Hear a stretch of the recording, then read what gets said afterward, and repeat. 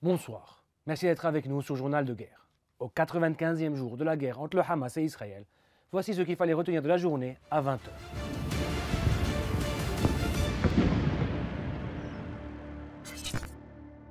Nous commençons par la situation à la frontière libano-israélienne.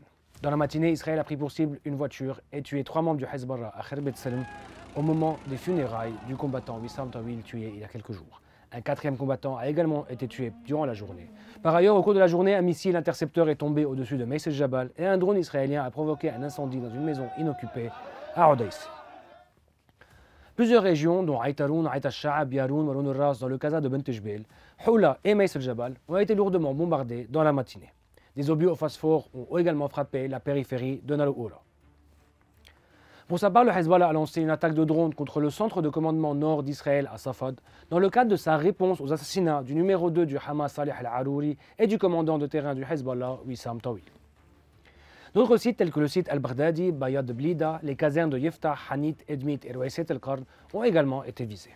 Sur le plan diplomatique, le Premier ministre israélien Benjamin Netanyahou a rencontré le secrétaire d'État américain Anthony Blinken, qui était à sa 4e tournée diplomatique au Proche-Orient depuis le début de la guerre, ce 7 octobre. M. Blinken a réitéré le soutien des États-Unis à Israël et a insisté sur la nécessité d'une paix durable, y compris la création d'un État palestinien. Il a exprimé l'espoir d'une intégration régionale d'Israël après la guerre. Le ministre israélien de la Défense, Yoav Gallant, a également déclaré au secrétaire d'État qu'il était essentiel d'accroître la pression sur l'Iran afin d'éviter une escalade régionale. Le secrétaire général adjoint aux opérations de paix de l'ONU, Jean-Pierre Lacroix, était au Liban et a discuté avec le Premier ministre libanais, M. Miati, de l'évolution de la situation au sud Liban et des efforts déployés pour mettre fin à la guerre à Gaza. Sur le terrain à Gaza, les forces israéliennes ont de nouveau engagé le combat avec des membres du Hamas en parallèle de frappes intenses de la nuit à Khan Younes et à Rafah. L'armée israélienne a affirmé avoir tué 40 militants à Khan Younes au cours des dernières 24 heures et avoir saisi des armes. Les autorités palestiniennes ont par ailleurs accusé Israël après que des images diffusées sur les réseaux sociaux ont suggéré qu'un véhicule militaire avait écrasé un militant mort en Cisjordanie occupée. Le bilan humain depuis le début de la guerre à 20 h heure de Beyrouth. Du côté israélien, 1200 morts sont toujours officiellement recensés par l'État hébreu depuis début novembre, un chiffre qui n'a pas changé selon les données publiées, malgré les annonces quotidiennes de la mort de soldats dans les combats. À Gaza, le ministère de la Santé a fait état d'au moins 23 210 morts palestiniens tués depuis le 7 octobre.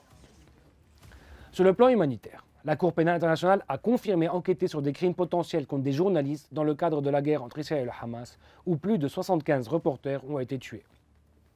Par ailleurs, l'Organisation mondiale de la santé a prévenu que sa capacité à fournir de l'aide et du soutien aux hôpitaux en difficulté à Gaza diminuait, malgré les appels internationaux en faveur d'une augmentation de cette aide.